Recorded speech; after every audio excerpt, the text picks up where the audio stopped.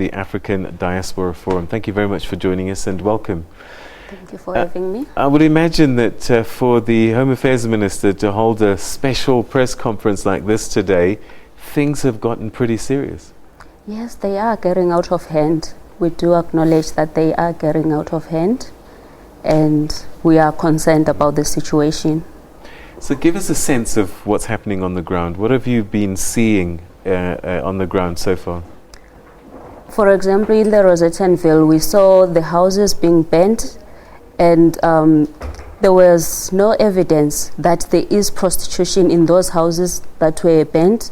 There was no evidence of any drug dealing in some of the houses that were burnt. And we also saw the shops, the looting of the shops. And we are deeply concerned about that because there is not enough evidence of really holding some of these migrants to those crimes. Is it a similar picture in parts of Pretoria as well? Yes, it is a similar picture. We understand that there will be a march tomorrow, and it is a similar picture, and we're really concerned because we have tried even engaging the AU, and we didn't get a satisfying response from the AU. We also concerned by the fact that the government is not doing much to stop tomorrow's march.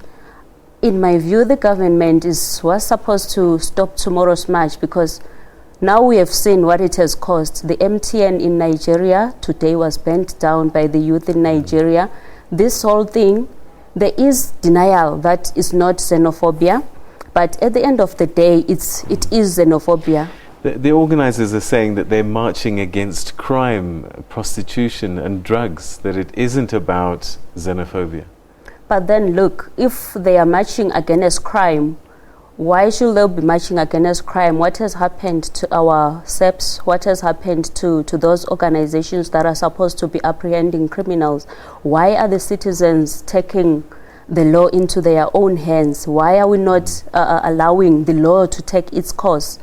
Because we're going to a situation whereby only the migrants are targeted.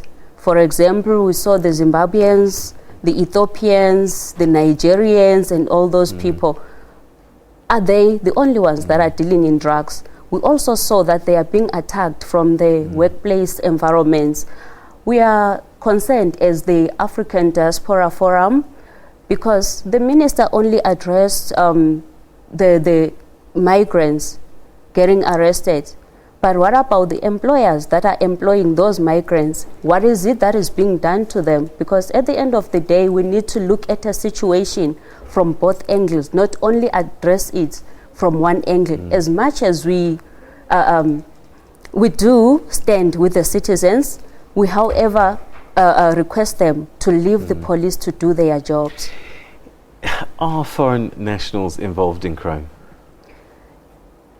I wouldn't say only foreign nationals are involved in crime. Yes, there are some foreign nationals that are involved in crime, but it is not fair and good enough to generalize. As much as, for example, in the African Diaspora Forum, we have got South Africans that we are working with that are trying to curb this situation, that are trying to bring this situation to a halt, and that are trying to calm the situation. So not all South Africans are after attacking the migrants, as much as not all foreign nationals are into crime. Those that are into crime, they must be face the law. Face the law. What has sparked this round of anti-foreigners sentiment?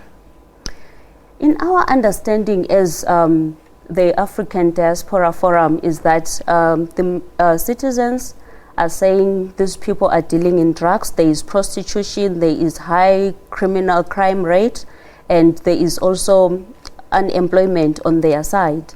They are saying the migrants are taking their jobs. That is what has sparked it. But then there is no evidence of that because we saw pictures today in the afternoon of people that were looting the shops. Is part of looting the shops in any way going to stop that? Who are the people that are looting and doing all of these attacks? Are they organized? Are they disaffected people that have nothing else to do? Who do we know who they are? We don't know who they are as ADF to this point, but what we know is they are dissatisfied people that are just coming up with stories without real evidence on the table. What's your fear if this march goes ahead tomorrow?